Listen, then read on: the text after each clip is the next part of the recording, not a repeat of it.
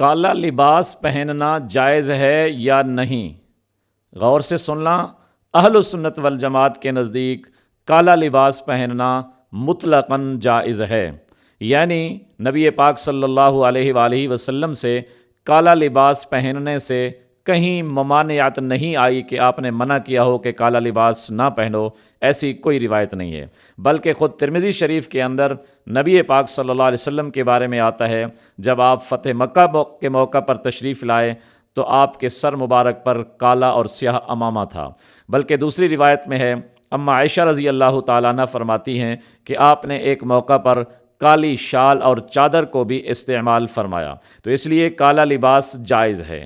ہاں البتہ محرم کے چند دنوں میں ان لوگوں سے مشابہت سے بچنے کے لیے ان دنوں میں کالے لباس سے بچیں، دیگر مواقع پر کسی قسم کی کوئی ممانعت نہیں۔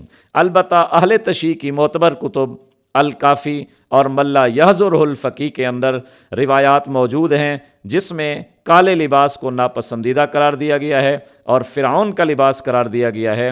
وہ اہل تشیع اپنے مذہب کے مطابق نہ پہنے تو نہ پہنے، لیکن ہمارے مذہب اہل سنت والجماعت میں کالا لباس پہننے کی کہیں کوئی ممانعت نہیں آئی۔